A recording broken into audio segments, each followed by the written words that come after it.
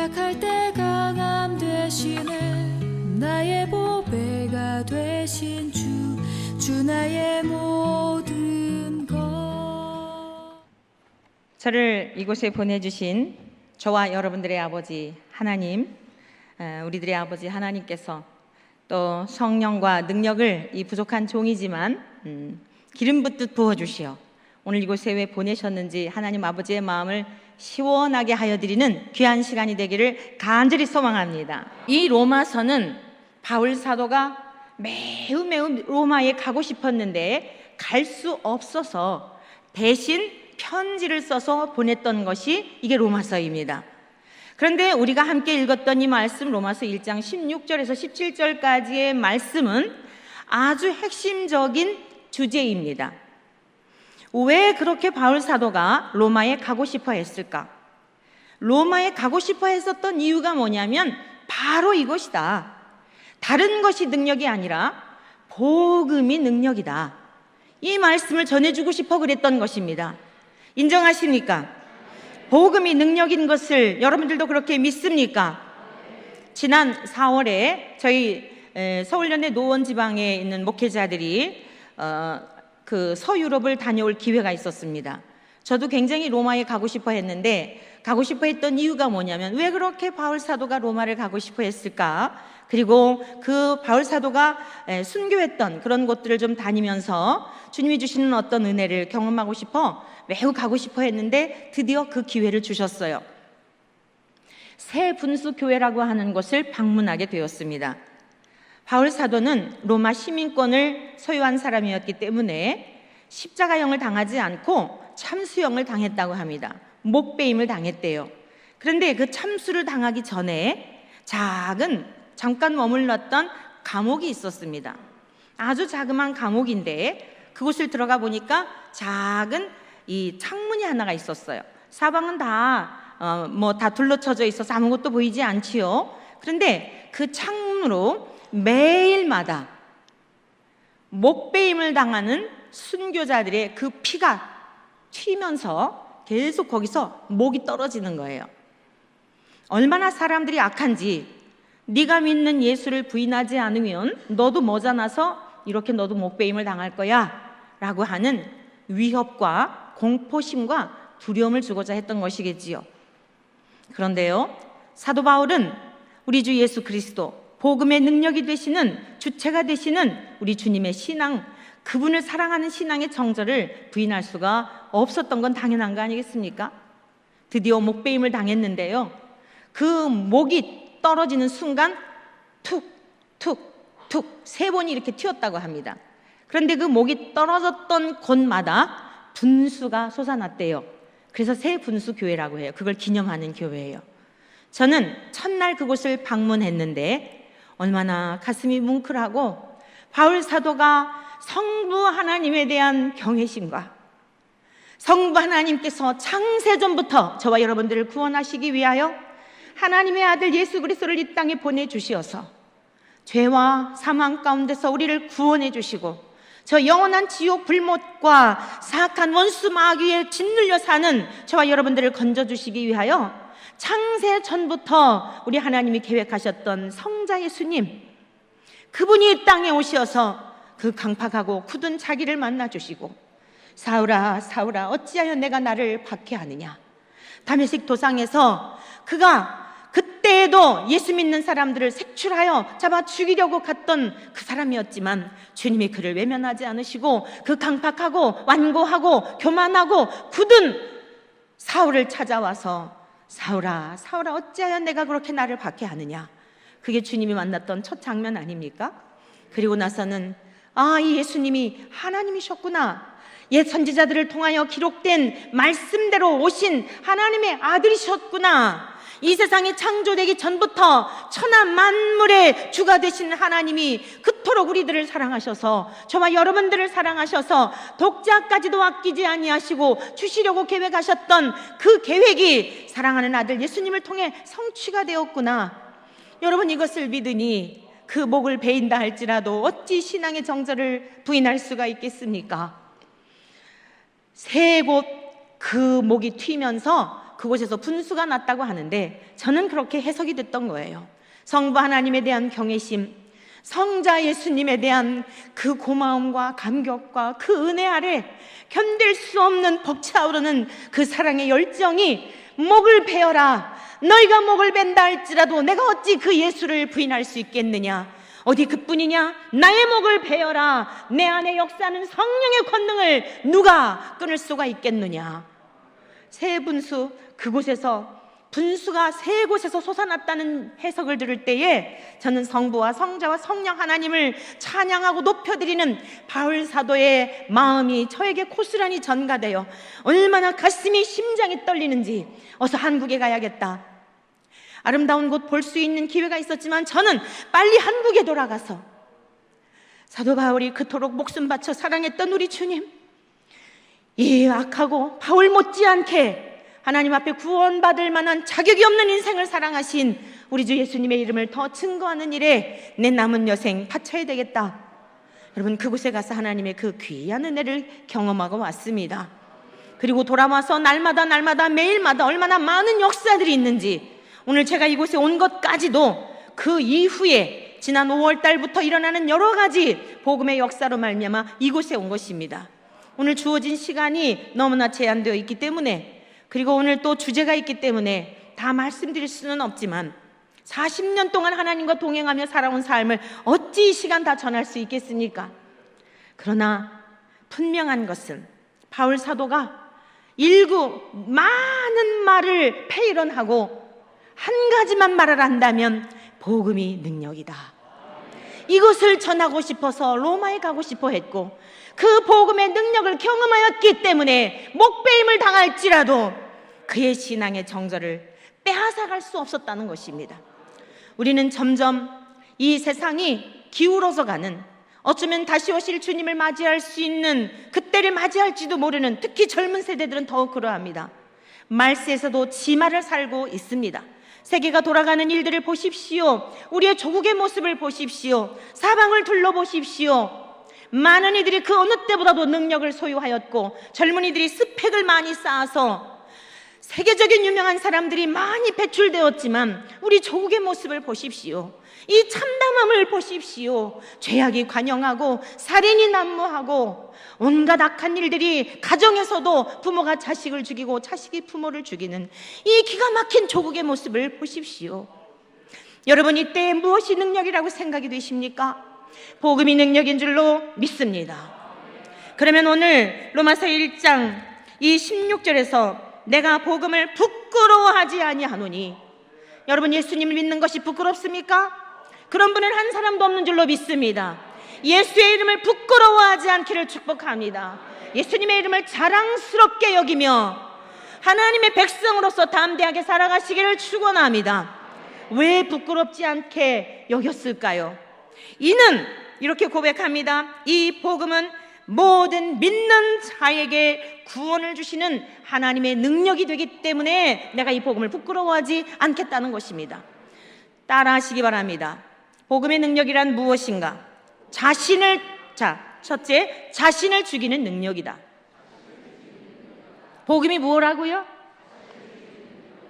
여러분, 저와 여러분들이 나를 죽이는 능력으로부터 신앙이 출발되지 않으면, 아무리 여러분들이 밤을 새워 금식을 하며 철야를 하고 이 세상을 뒤엎을 만한 능력이 있다 할지라도 태어날 때부터 타고난 죄의 이 본성을 죽이지 아니하면 하나님의 영이 우리 안에 거처를 삼으실 수 없고, 여러분, 내가 죽어지지 아니하면 주님의 죽으셨다가 부활하신 부활에 참여할 수 없음을 여러분 믿으시기를 축복합니다. 내가 죽어지는 데서부터 복음의 능력은 나타나는 것입니다.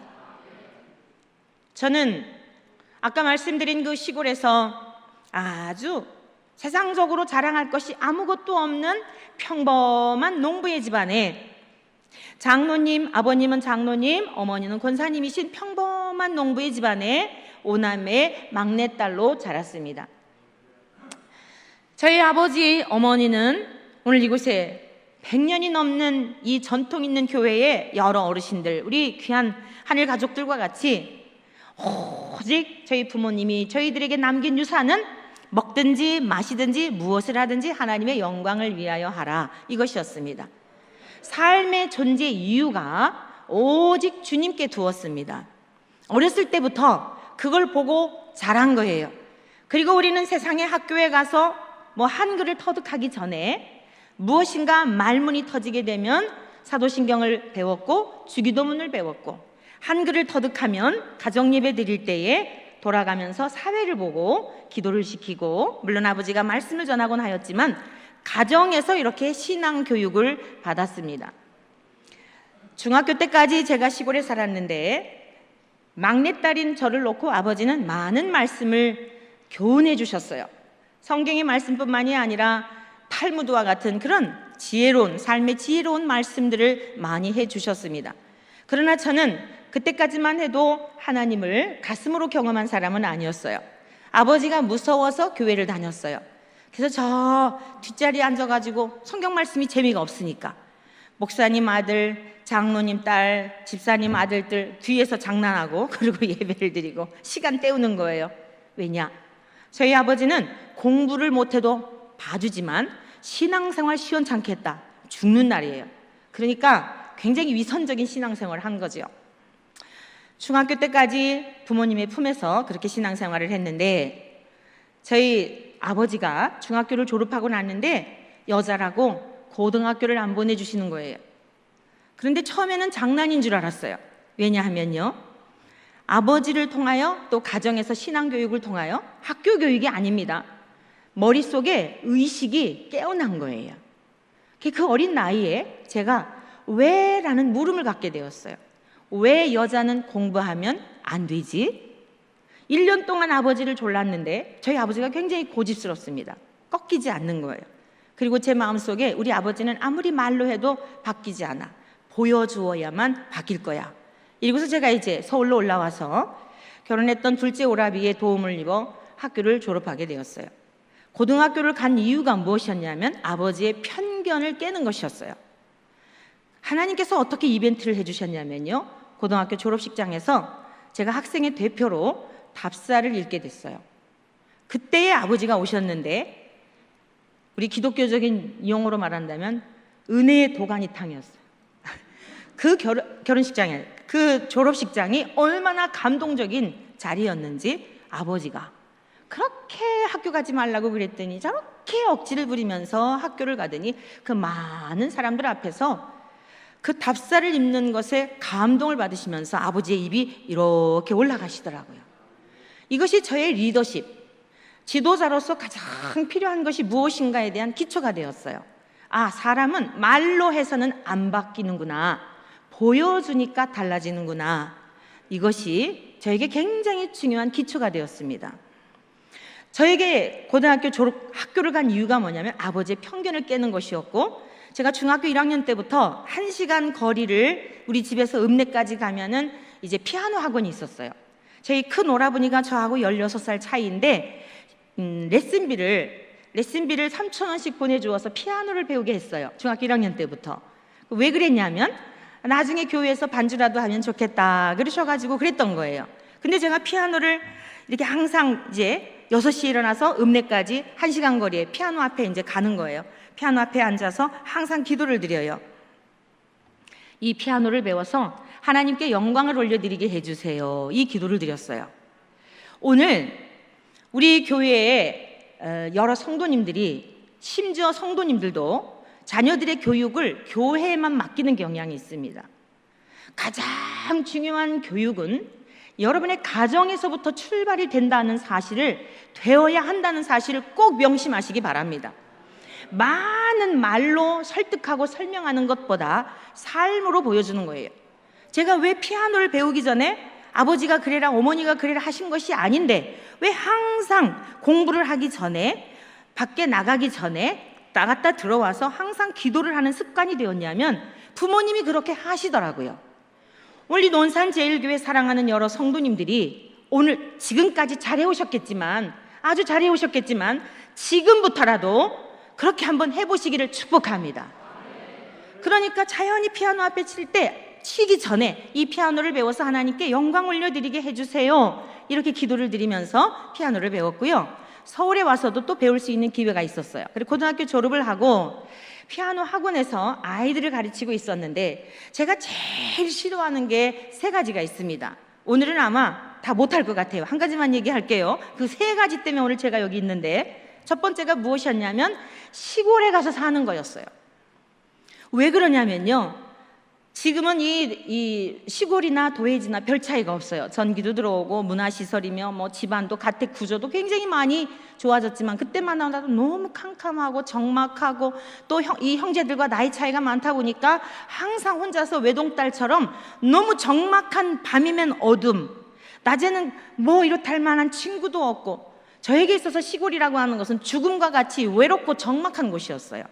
그래서 제가 제일 싫어하는 게 뭐냐면 시골에 사는 거예요. 그래서 방학 때 잠깐 내려가도 내가 이번 가면 일주일은 있다 와야겠다. 이틀만 있으면 지루하고 좀이 쑤셔서 못 견디는 거예요. 저에게 있어서 시골은 죽음이었어요. 그런데 어느 날 1979년도 어느 날 갑자기 시골이 가고 싶은데요, 이게 그냥 보통 가고 싶은 게 아니에요. 절제가 안 되는 거예요. 아이들을 가르치고 있는데 그냥 마음이 좌불안해가지고 이 시골에 가고 싶은 마음이 드는데 이상하다, 왜 이러지? 가르칠 수가 없는 거예요. 그래서 그 원장님한테 금요일 날 오후였는데 조퇴를 하고 시골을 가게 됐어요. 근데 저희 동네 어귀에 다 이렇게 도착할 쯤 되었는데 어느 중년 신사가 저를 보시더니 저 혹시 박 장로님 댁 막내딸이 아니시오? 그러는 거예요. 네, 그렇습니다. 실례지만 누구신가요? 그랬더니 나 여기 송내교회에 새로 담임으로 부임해온 아무개 목사요 라고 말씀하시는 거예요. 그러면서 절 보고 이곳에 온 걸 환영하오 그러십니다. 환영하오라고 하는데 이 단어가 딱 머리에 걸리는 거예요. 이게 껄쩍지근한 거예요. 여러분이 환영이라는 단어는 아무에게나 쓰지 않잖아요. 집에 갔더니 어머니가 저를 보시더니 아니 얘야, 네가 어찌 알고 왔느냐고 깜짝 놀라시는 거예요. 아니 왜요? 어머니를 통해 듣게 되었는데 오늘 여기 보니까 와, 교사들이 65명의 교사들이 하나님의 몸된 교회를 섬기고 자라나는 후세대를 섬기니 이 논산제일교회는 우리 조국의 소망인 줄로 믿습니다. 주일학교 어린이들이 없는 교회들이 얼마나 지금 많이 늘어나고 있는데 교사들이, 젊은 교사들이, 또 물론 젊은 교사만 있는 거 아니겠지요? 평생을 교사로 섬기신 우리 장로님들도 계시고 권사님들도 계시겠지요? 여러분들이 뿌린 대로 하나님이 다 보상하여 주실 줄로 믿습니다. 그런데 그 제 모교회는요, 교사가 없었어요. 다 서울이나 도회지로 이농을 하다가 보니까 교사가 없으니 새로 부임해 오신 목사님이 이제 얼마나 안타까우셨겠습니까? 근데 이 사모님이요, 아주 열정적인 분이셨어요. 원래 사모님들은 이 직원회의나 임원회의 못 들어가잖아요. 특히 이 교회는 장로교단이에요. 그런데 하도 다급하니까 이 사모님이 임원회의 때에 긴급 발의를 하셨대요. 이 교사가 없고 반주자가 없으니 읍내에서 유급으로 데려올 수 있느냐. 그러니까 저 박 장로님 댁 막내딸이 반주를 한다니 인간적으로 오라 그러면 오겠냐? 누가 오겠냐? 그러니까 우리가 작정하고 40일 동안 돌아가면서 좀 잠자고 싶어도 참고 박 선생 마음을 움직여서 봉사하게 해달라고 기도하자 그랬다는 거예요. 우리 기독인들은요 너무 이기적이에요. 왜 아멘을 하십니까? 나의 인생에 지금 장애물이 생겼는데 참 이 권사님들 때문에 이 젊은이들이 이렇게 골치가 아픈 거예요. 제가 내려간 날이 며칠째 되는 날이었을까요? 아멘은 잘하시고 왜 또 그 정도는 딱 알아맞히셔야지. 힌트를 드렸는데 그렇지요, 40일째 되는 날이었대요. 저는요 이름은 온순이지만 많은 분들이 질문을 해요. 진짜 온순해서 온순하라고 이름을 지었냐?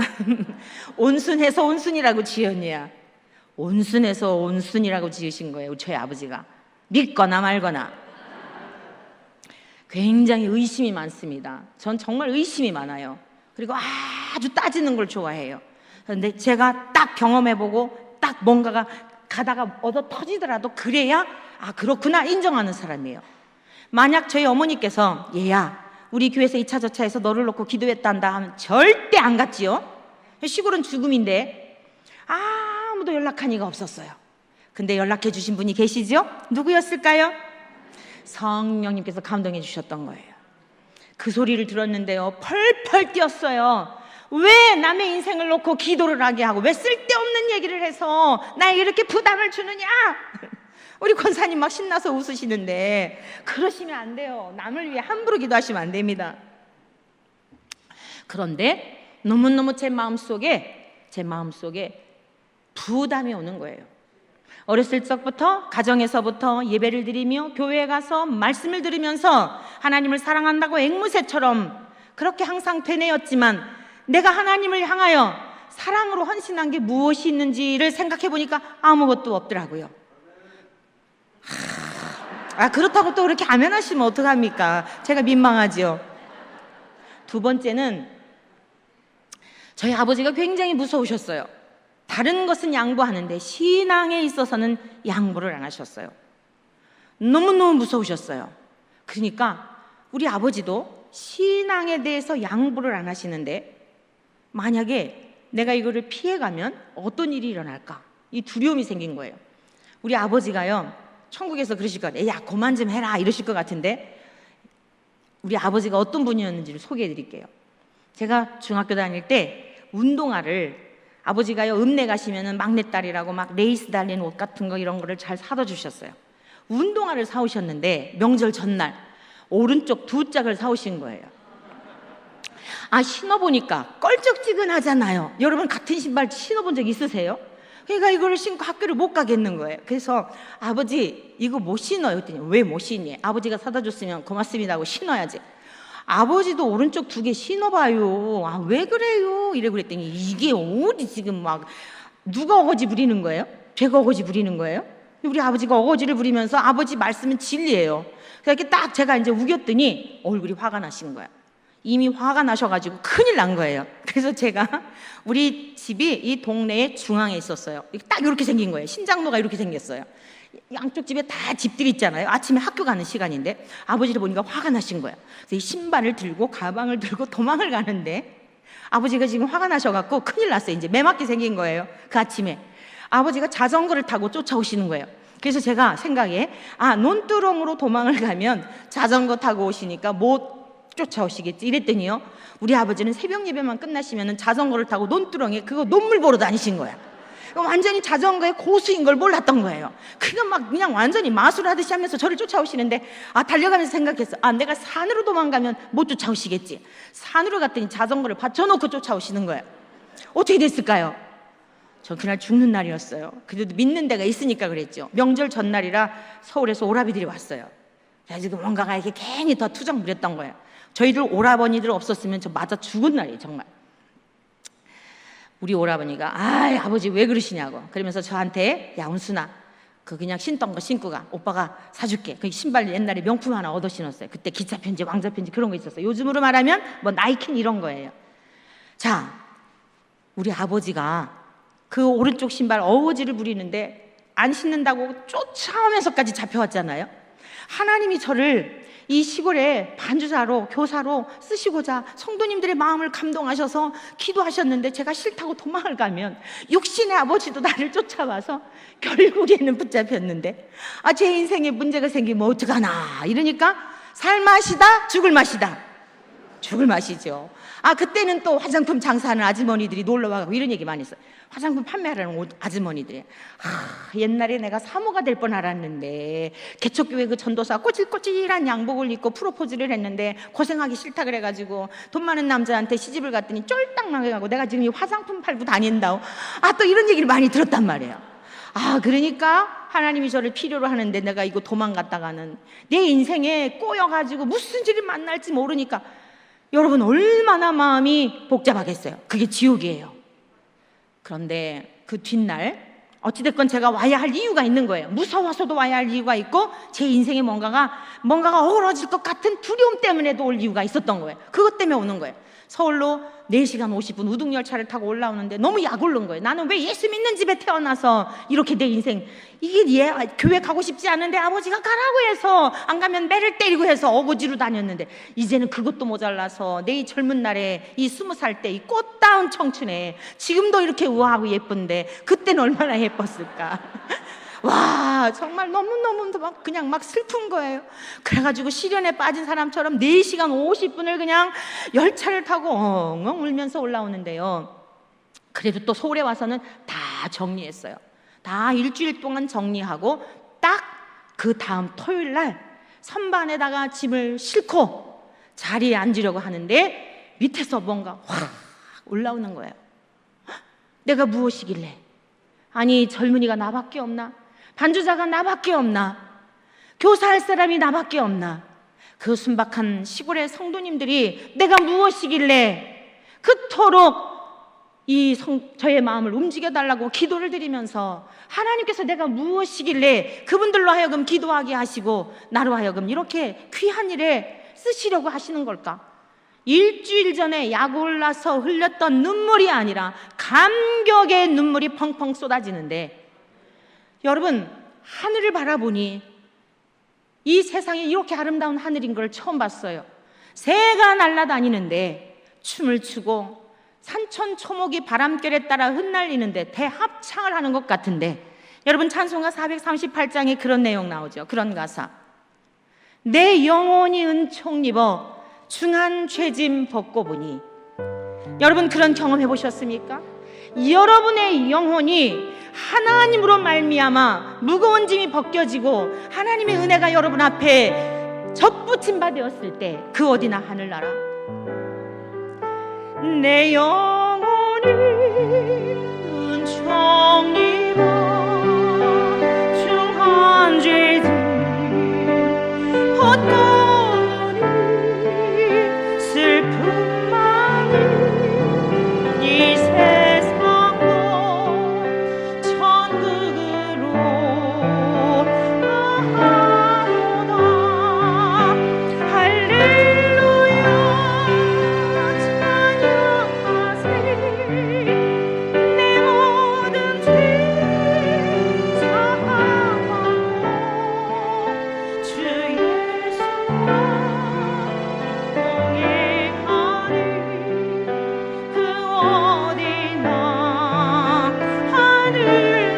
하늘나라를 주신 주님께 찬양 올려 우리 함께 감사의 박수 올려드립니다.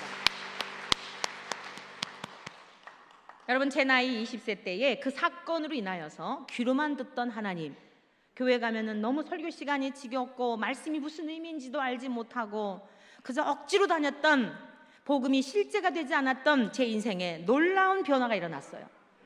그때부터 지금까지 많은 일들이 있었습니다. 40년 동안. 그런데 항상 주님이 나와 함께 하시는, 하나님이 멀리 계신 분이 아니라 나와 함께 하시는 분임에 대한 그 신앙이 실제가 되어 어떤 환경도 기가 막힌 수렁에서도 끌어올리시는 은혜를 경험하며 살게 된 거예요.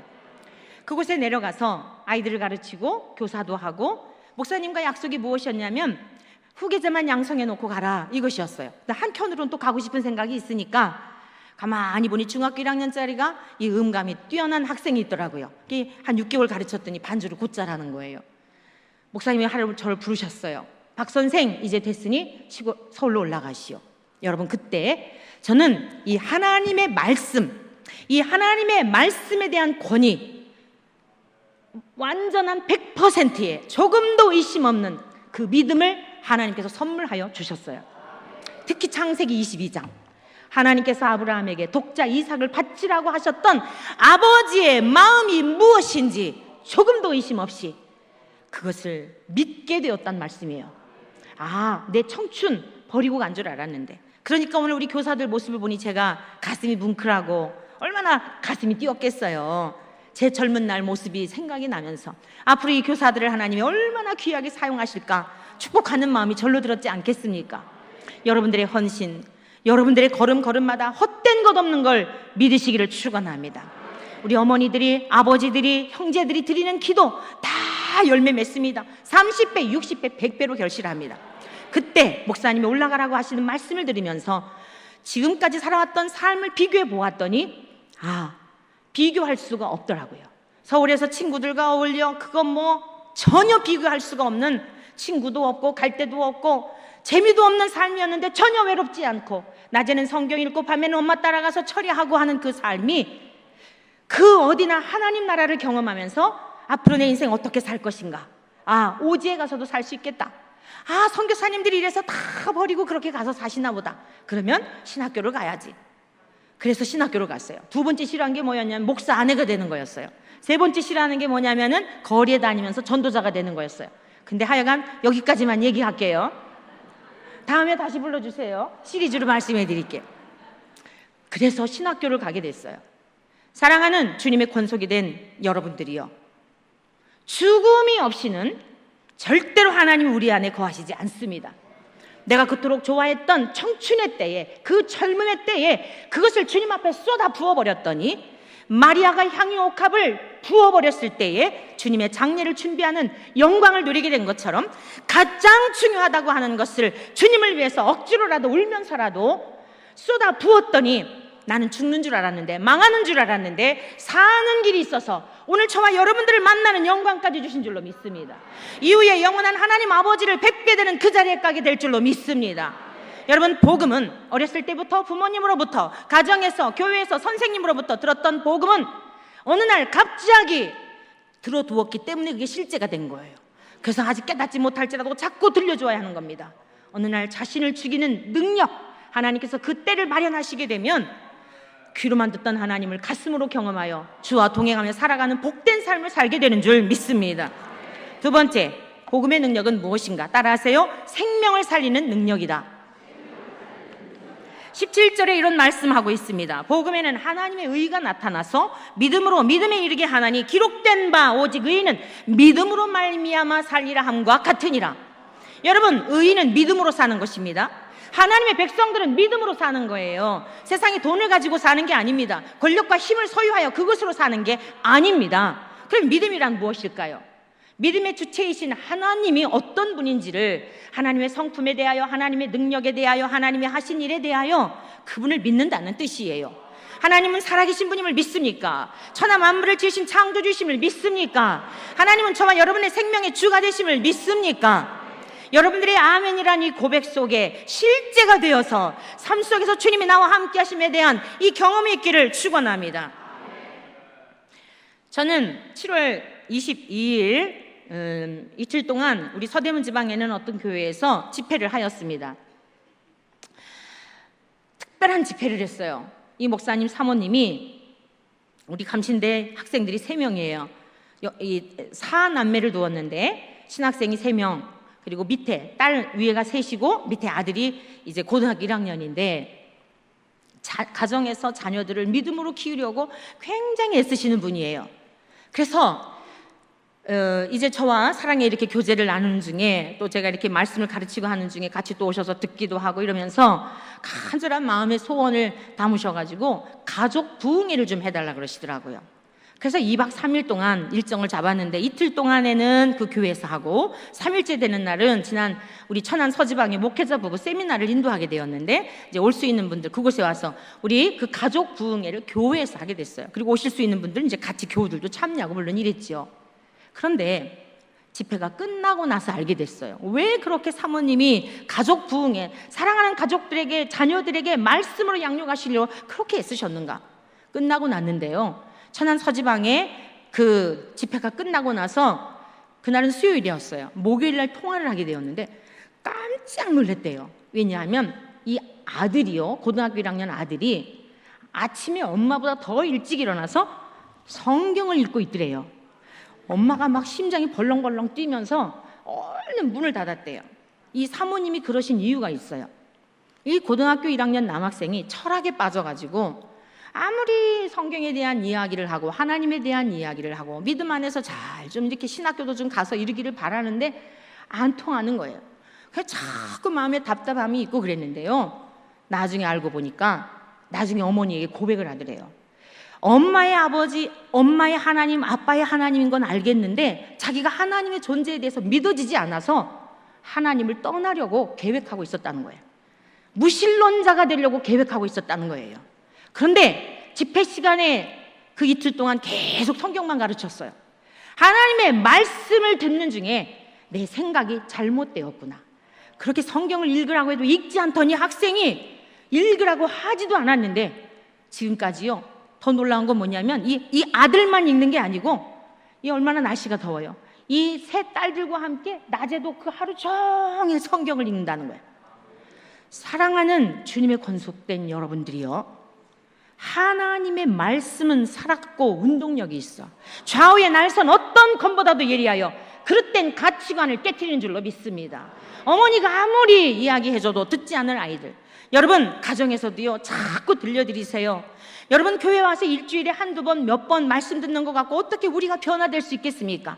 여러분의 가정에서 귀에 딱지가 않도록 자녀들에게 말씀으로 들려주시기를 축복합니다. 안 듣는 것 같아도 집에서 그렇게 애타는 마음 기도하며 들려줬던 말씀이 하나님의 때가 이름에 하나님의 종을 붙이셔서 말씀의 의미가 무엇인지를 깨닫게 하시고, 아, 내가 이거 뭔가 잘못되었구나. 여러분, 하나님을 사랑하는 사람들의 특징이 뭔지 아십니까? 말씀을 펼쳐 읽기 시작하는 줄 믿습니다. 말씀이 무슨 소리인지 못 알아들으면 졸려서 읽으라고 해도 못 읽는 거예요. 수면제 역할을 하는 거예요. 우리 논산제일교회 사랑하는 이제 우리 교사들, 우리 모든 전 성도님들이 하나님의 말씀을 사랑하시기를 축원합니다. 말씀을 사랑하시고 말씀으로 잘 길륜 받았기 때문에 이 교회가 여기까지 든든히 세워졌지만, 이제는 더 하나님의 말씀을 사랑하고 묵상하고 암송도 하고. 우리 감리교 신학대학교는 2014년도부터 성경 암송 대회가 있어요. 은퇴하신 우리 남문희 목사님하고도 동기이신데요, 이 부부가 대선배님이신 이 부부들이 목회하실 때를 돌아보셨대요. 야, 이거 우리가 참 하나님 앞에 너무 죄송하다. 제가 옆에서 볼 때 굉장히 존경하는 분들인데요, 그렇게 이렇게 가볍게 목회하신 분들이 아니에요. 겸손하셔서 그렇죠. 야, 우리가 말씀을 버렸었구나. 이래가지고 회개하시는 마음으로 사랑의 매다 생각하셔서 우리 감리교 신학대학교 학생들에게 산상수훈 암송대회를 2014년도부터 했어요. 1억 2만 원에 여러분 장학금을요, 원로 목사님 무슨 돈이 있어요, 1억 정도를 희사하셔가지고 장학금으로 해갖고, 지난 학기에는 예수님의 유언설교 요한복음 14, 15, 16 그리고 중보기도까지 암송을 하고, 다음 학기에는 이제 마태복음 24장 고린도전서, 이거를 지금 계속 시리즈로 하고 있어요.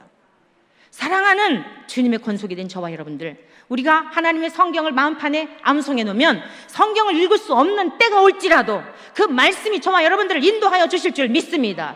말씀이 육신이 되신 주님이 우리 자녀들의 인생을, 여러분들 언제까지 자녀들 끼고 있을 것 같습니까? 가고 없다 할지라도, 우리 부모님 가셨을지라도, 오늘 부모님으로부터 물려받았던, 가정에서 보고 배웠던 그 아무것도 세상에 자랑할 것은 없지만 하나님 아버지를 심어주고 가신 부모님의 유업을 따라 오늘 담대히 자랑스럽게 여러분에게 말씀하고 있지 않습니까? 오늘 여러분들도 하나님의 말씀을 귀중히 여기고 하나님의 말씀을 사랑하여 여러분의 가정에서나 여러분들이 길을 갈 때나 신명기 말씀 있는 것처럼 누웠을 때나 앉았을 때나 교회에다만 맡기지 마시고, 그러면 여러분들이 가정에서 그렇게 다 기반을 닦아오면 교회 안에서 막 거두게 되는 거예요. 쑥쑥쑥 자라게 되는 겁니다. 자, 주님의 이름으로 건면합니다. 여러분의 자녀들을 가정에서도 잘 양육하시길 바랍니다. 말씀을 사랑하시기를 축복합니다. 말씀 소리가 암송이 되고 울려 퍼지면서, 그럼 어디 다툴 일이 어디 있겠습니까? 공허한 곳에 마귀가 틈타는 거예요. 하나님의 말씀을 사랑하시는 축복합니다. 생명을 살리는 능력입니다. 그것이 바로 하나님의 말씀이라는 것입니다. 세 번째로는 따라하시기 바랍니다. 미래를 아는 능력이다. 아까 제가 여러분들에게 잠깐 간증했잖아요. 신학교를 갔어요. 신학교 갈 때도 반대를 하셨어요. 그런데 제 마음속에 확신이 있었기 때문에 이미 가정에서 기초적인 신앙교육이 된 거예요. 아버지가 그러셔도 제 가는 인생길을 주님과 이제 동행하면서 결정을 한 거예요. 제가 집에다 선포했어요. 제가 낮에는 돈을 벌면서 밤에 공부를 할 테니 첫 학기만 대주시오. 하나님이 내가 가는 길을 기뻐하신다면 하나님은 내 길을 인도하실 것이요. 그런데 하나님이 그렇게 약속이 지켜주셨어요. 낮에는 피아노 학원에서 아이들을 가르치고 밤에는 공부를 하고, 그리고 무엇을 하였냐면 우리 감리교 신학대학교 대학원 5층에 다락방이라고 있어요. 학교만 끝나면, 수업이 끝나고 나면 그때는 통행금지가 있었어요. 3년 6개월 동안 1학년 2학기 때부터 그곳에 올라가서 기도를 했어요. 하나님 아버지 앞에 너무너무 무섭더라고요. 지금은 우리 학교가 많이 환해졌는데 옛날에는 컴컴했습니다. 80년대. 너무 무서워서 하나님 앞에 기도를 드렸어요. 하나님, 너무 무서우니 기도의 동역자 한 사람만 붙여주세요. 그런데 주님은요, 졸업할 때까지 노루 응답하셨어요. 근데 30년이 지나고 나서 제가 우리 감리교신학대학교 바울전도단이라고 하는 동아리, 비공식 동아리인데 이 동아리 학생들을 만나게 됐어요. 어느 날 정확하게 30년이 지나고 난 이 학기 9월 달에 개강을 했는데요. 목사님, 오늘 개강 예배는 다락방에서 드리면 어때요? 하고 문자가 온 거예요. 잊고 있었던 기도의 제목, 기도의 동역자 한 사람만 붙여주세요. 신학교 다닐 때는 노로 응답하신 것 같았는데 30년이 지나고 나서 하나님께서 그 기도에 응답하여 주셔서 기도의 동역자만이 아니라 전도자들로, 이 학생들이요 젊은데도 저하고 영적으로 통하니까 얼마나 행복한지 몰라요.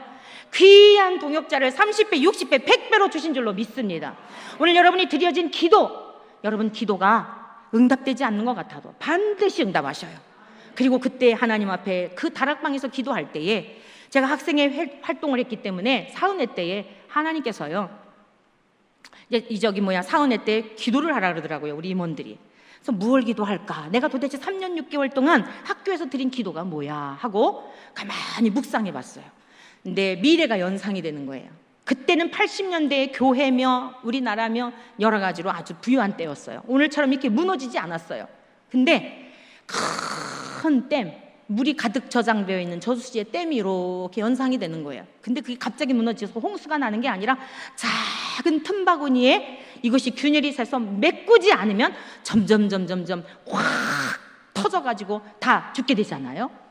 그게 보여지는 거예요. 그래서 제가 사은회 때 기도드렸던 게 그거예요. 학생들을 대표해서 하나님 아버지, 그 댐이 무너지려 할 때에 균열을 메꿀 수 있는 그 한 사람으로 저와 우리 학우들을 사용하여 주십시오. 저는 그때 그 기도가 무슨 기도인지 몰랐어요. 우리 목사님들도 감신대 사태 때문에 많이 애쓰셨는데 저 또한 하나님 앞에 기도하는 중에 학교의 근원적인 문제가 무엇인가에 대한 것을 보게 하시면서 지극히 작은 부분으로 섬기게 하셨어요. 지나놓고 보니까 30년 전에 그때부터 하나님께서 기도하게 하셨던, 30년이 아니죠, 더 이전이죠, 기도하게 하셨던, 여러분 복음이라고 하는 것은, 예수님의 생명이라고 하는 것은 오늘의 삶의 자리에서만이 아니에요. 여러분 미래에 대한 것들을 예측할 수 있는 능력을 주시는 줄로 믿습니다. 저와 여러분들은 죽은 다음에 천국과 지옥이 있다 보고 믿는 게 아니잖아요. 이거보다 더 확실한 예측이 어디 있습니까? 지난 5월달 우리 자녀들에게, 이제는 제 나이가 올해 60인데 우리 자녀의 세대를, 믿음의 유업을 우리 부모님이 물려준 것처럼 이제는 이어줘야 되겠다. 그래서 저희 딸을 양육을, 우리 지금 왔던 우리 이 사위하고 같이 사는 큰딸이죠. 얘야 와서 엄마하고 같이 성경 공부 좀 하자. 그러면서 창세기부터 제가 같이 말씀을 나누게 됐어요. 태초에라고 하는 게 무슨 뜻인지 알아? 그러면서 다 알잖아요, 신학을 했으니까. 그런데도 그 말씀을 전하는 중에, 자 예를 들면 엄마가 1959년생이야 그리고 쫙 긋고요, 그러면 내 인생이 맞췄을 때에 그 뒷자리 있잖아요, 20 몇 자리를요 저도 모르게 쓰는 거예요. 그럼 계산한 게 아니었어요. 깜짝 놀랐어요. 저는 지난 5월 이후로 지금까지 매일도 그날을 잊지 않아요. 매우 짧은 연한이 저에게 주어졌더라고요. 왜냐하면 저는 하나님과의 동행하면서 살아온 삶의 걸음걸음마다 인도하신 확증된 일들이 너무나 많았기 때문이에요. 그 짧은 연한을 생각할 때 어떻게 허투루 살 수 있을까요?